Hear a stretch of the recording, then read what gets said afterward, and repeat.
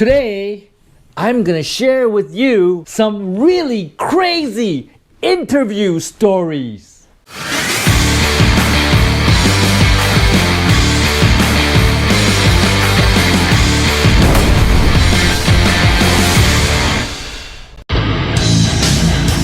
Take effing action, put it together, and subscribe to Tom Penn's channel on YouTube now. Yeah, I like it. It's crazy. Recently, we've been trying to hire people, and I have some really crazy interviews. I want to share those stories with you. Crazy interviews. First of all, I'm really growing a beard right now. We're in a COVID lockdown. So I am not traveling very much. I'm not going out very much. I'm staying at home. So it really gives me no reason to shave. And I kind of wanted to leave a beard. I was thinking that I will not shave until this whole COVID lockdown is lifted. But I don't know how long I can endure it because I don't really like it. So I don't know how long this is gonna last. Probably one day I wake up in the morning, I'm just gonna shave it off because I can't take it anymore. Today we're gonna talk about some crazy stories.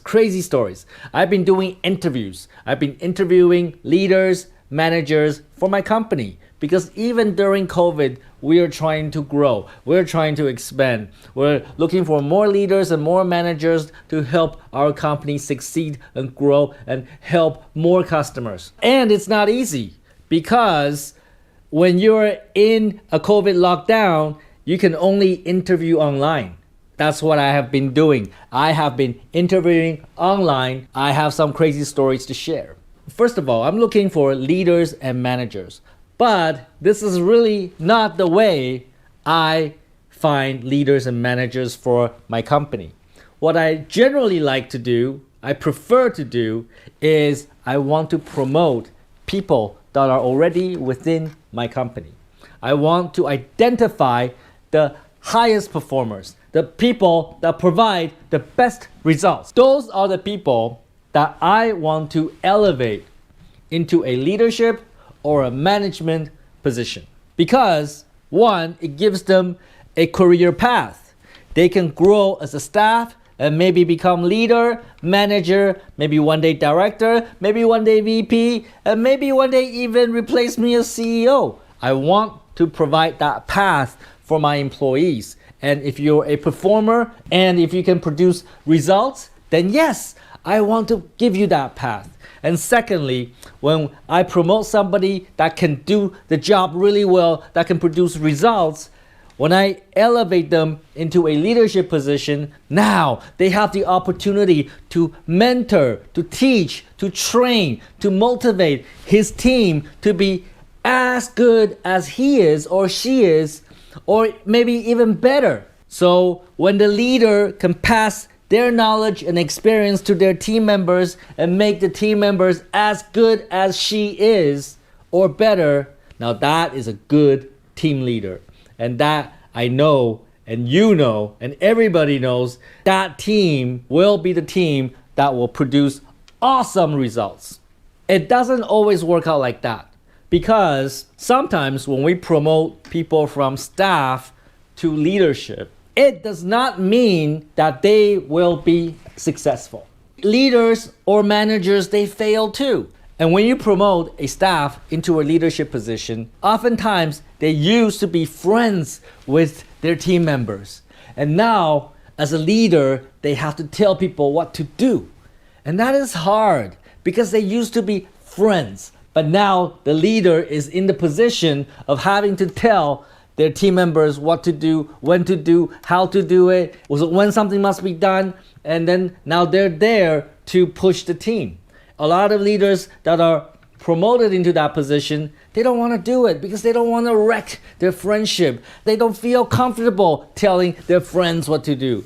And then also their team members may not appreciate it. Their team members like, come on, you're my friend. You can't tell me what to do. So usually when we promote someone from a staff level to a leadership level, we have these type of problems where the leaders really cannot tell the team what to do and the team doesn't want to listen because they used to be friends. And unfortunately, for leaders that cannot overcome this problem, they fail. They fail miserably. What end up happening is that the leader end up doing everything like their staff before, and then the team members do nothing. That team will ultimately fail because we have a team of people, but only one person is producing. The rest of them don't know anything, they can't do anything, they don't want to do anything, relying on the friendship with the leader to remove themselves from any responsibility. And that is not how you lead or manage a team. So sometimes when I look at a team and I want to appoint someone to be the leader of that team, and I realize that team does not have eligible candidate. So what do you do when there's no one suitable for the leadership position? Then we have to go out, hire someone. I don't like to do it. Again, I like to promote within, but sometimes we need to go out and look for leaders to come into the company. That's what I'm doing right now. But there are also problems when you go out and find people to join the company as leaders or as managers. Oftentimes when you hire a leader from the outside, they come into the company. The people inside the company who have worked here for a long time, maybe 2 years, maybe 3 years, they don't respect the guy that just came in. Hey, I work here for almost 2 years. You are new. Why should I listen to you? I know more than you about this company. Why should I listen to you? Oftentimes is what happened. And if the leader is not strong enough, if the leader is not able to lead the team and push people to do what they want, then that team will also fail. I want to share with you 2 crazy stories about my recent interviews with candidates. Candidates I'm interviewing for leadership management positions inside my company. And case number 1. So I was interviewing this candidate and I asked a very simple question. I want to understand how this person leads a team. So I asked this question. If your team members disagree with you, they disagree with the company, they disagree with the management, they disagree with the general policy of the company, and as a leader of this team, what would you do? So the candidate is like, let me think. And then he said this. Well, I would ask the employee to prove that the company is wrong. If the company is wrong, then I will go tell the management and ask them to change. Sounds like a reasonable answer, right? But I was like, what the fuck? I didn't say it, but obviously it's in my mind. I calmly kind of asked him, like, what do you think will happen if you run a team like that? He didn't say anything, so I explained to him. When you run a team where every team member can disagree with the company, can disagree with the policy, can disagree with the leadership, and they have the opportunity to prove that they're right, what do you think they're gonna do? They're gonna spend all day trying to prove the company wrong. They don't wanna do something, they argue against the policy or the direction or the strategy, and then they try to prove that they're right. So you have a team of people, all they do all day long is try to prove that the company is wrong and they're right. Do you think your team or your company are going to be a great success if your team members are disagreeing with the company and constantly looking for ways to prove that they are right? Obviously not. The team members will not be focused on KPI. They will not be focused on driving more sales. They will not be focused on giving customer satisfaction. They will not be focused on building great products. They will be not focused on good things for the company. They will only focus on how to fight the company, how to argue with the company so that they can do less. They don't have to do the work that they don't want to do. That's exactly what happens. So you run a team and the team members can say, I agree, I disagree, I don't want to do it. I think this is ridiculous, this is too hard. I don't think I want to do it. And then they can actually try to find reasons to justify why they don't want to do it. That team is going to be a total fucktard team. That leader is going to be a total fucktard leader. Every team member of that team will be total fucktard. You understand me? The second thing, just think about it. This guy I hire as a leader coming into my company, he is going to be the judge. He's going to be the decider. He's going to decide who is right and who is wrong. So he's going to listen to the employees, and if the employees say, I disagree, and the employees can prove why they are right, and this leader can decide who's right and who's wrong. Is the employee right or is the boss right? So basically, what he's saying is that he can override my decisions. 30 years of business experience, him, 2 jobs, never run a company, never made any fucking money, and he's gonna override my decision. He has the power to override my decisions just because the employees disagree. You think I like that? You think any CEO, you think any real leaders would enjoy that?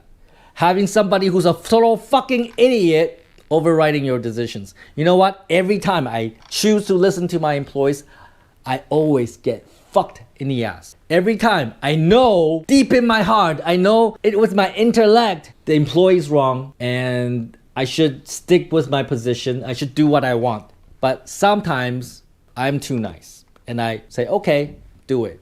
And every time I listen to the employees, I get fucked. I get fucked. Fucked in the ass. That happened to me so many times. My asshole is this big. It's so fucking loose. I've been fucked so hard and so many times whenever I don't listen to myself. I should trust my own instinct because I'm the person with the experience, with the knowledge to do what's right. But oftentimes I listen to my fucking employees and that's why I don't do that anymore. I learned my lesson after my ass got fucked so many times and I learned my lesson. I know I have to trust my own instincts. I don't make that mistake anymore. So this guy comes along and says, I'll be your judge. I will decide what's right and wrong. Well, fuck you. So I explained the situation to him. Of course he disagrees, but I don't give a shit. So that guy is totally not suitable for our company. If I hire that guy into my company, holy shit. Every employee could argue with the company. Every employee can disagree with the company policy. Every employee is out there trying to prove the company wrong. Imagine the confrontation, employee fighting the company. How's that gonna be a great company? That's fucking ridiculous. Now let's move on to the second candidate, which I interviewed today. And I wanna tell you this story while it's still fresh on my mind. So this candidate actually has a pretty good resume. Looks pretty impressive. I asked her some questions. I asked her a very reasonable question. I asked her, how much do you know about our company? Do you know what we do? I think it's a very reasonable question to ask any candidate. I never had any problems asking that question to any candidate. But this particular candidate got defensive. It's a girl, she answered me very defensively. And she said, well, it's not possible to understand your company just by looking at your website. It's not reasonable and realistic. How can I go to your website and understand what your company does? I was sitting there listening to what she's saying and I was like, that's not what I asked. I asked you if you know what our company does. Okay, I don't know. Let's move on to the next question. So I asked her this. You know, this job is actually very difficult. This job is probably 10 times harder than your previous jobs because, first of all, we are a very proactive company. We do things before problem happens. And 2, we are in e-commerce, which means that you need to learn a lot of things. You gotta understand e-commerce, you gotta understand online marketing, and plus our product is huge. Our product is really big, very complex, but also very powerful. And you need to understand a lot of things in order to leverage the power of our product to help our customers. I'm saying that there's a lot of learning in the company. You have to learn a lot. That was my question. How do you feel about having to learn a lot of things? Our mindset is different because we're very proactive. We don't wait until problems happen. We solve them before they happen. How do you feel about that?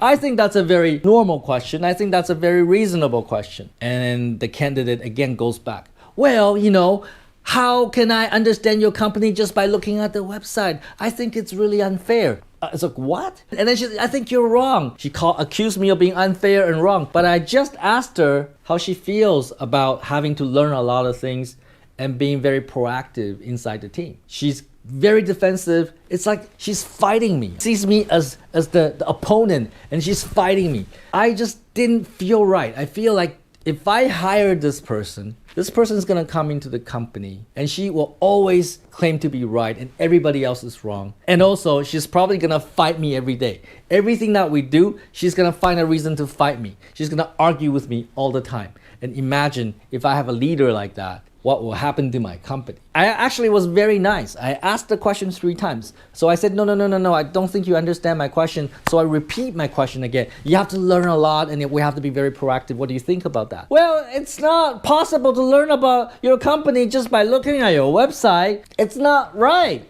And I'm like, no. I don't think you understand my question. Please listen carefully. I repeat my question. And she still goes back to talking about it's not possible to understand our company just by reading our website. I don't understand. I think in her mind, she thinks I'm accusing her of not understanding our company. But actually, she made the wrong assumption. That was never implied. I was merely asking her normal interview questions, but she got so defensive. She's ready to fight. After asking her the same question 3 times, I got fed up. You know what? You're not answering my question. I don't think this is going anywhere. And I just said, well, let's end the call. And then we end the call. I'm just so surprised that there are people out there going interviews acting like that. How are they ever gonna get a job? No wonder when I look at the resume, well, they've been out of job for quite a bit of time. They're not gonna get any jobs that way. I have a lot of videos teaching you how to do interviews. You can look those up. And also, if you are coming into my company and doing an interview with me, at least do some fucking research. I have a whole Tom Payne YouTube channel. At least look it up. At least look at what I'm saying in my channel. At least understand my position on management so that you are prepared when you come interview with me. Or maybe when you look at my Tom Payne YouTube channel and you see my position on leadership, maybe you choose to not apply at my company, which is okay because we don't necessarily have the same philosophy when it comes to leadership and management because I am right and you are an idiot. So I want to share with you these 2 stories from my recent interviews. I think they can help you in your future interviews, what to say, what not to say. I also have a lot of videos on the topic of leadership and management. Look them up. There's a lot of ideas about leadership and management in textbooks. They teach it in universities. They teach it in workshops and in the community. But I can tell you, most of those ideas are wrong. They're not right. Most of the people that write books about leadership, they have never led a company. They have never led a company that makes more than $1 million. They're not qualified to teach you how to lead and manage. The people that can build huge companies, the Jeff Bezos, the Bill Gates, the Elon Musks, they're not writing books about management because the way they manage companies is basically what I'm saying to you. Leadership is about making people do what you want them to do. But when you say that to people, they don't accept it because it's socially not acceptable. Because you gotta be nice to people. The people that really know how to manage companies, they're not gonna tell you, oh, people need to do what I say. They're not gonna say that. But deep inside, they know that is what leadership really is. And you have people that have no fucking idea what leadership is. They're writing all these books. They're teaching those in universities. So you get this wrong idea about leadership. You think that leadership is empowering the employee to complain about the company. It's not. Leadership is about making people do what you want. And when you can do that, your team will be highly performant, be highly effective, you'll produce results, your boss will love you, you'll go up in your career, and that's how you become a real leader. I don't want to repeat the whole leadership lesson here in this video. I have many of those videos, so please go check them out. This video is already very long, so I think I will stop here. Check out my leadership videos. If you want to be a leader, a manager, I think most people want to become a leader or manager eventually in their career. I think it's essential that you look at my leadership videos and learn from a real leader that actually has created companies with hundreds of people that are making money and producing results. Those are the people you learn from, not your fucking textbooks, not what they teach you in the fucking universities. Take some fucking action, and leadership is not being nice. Leadership is being tough on your people. Don't be a fucktard.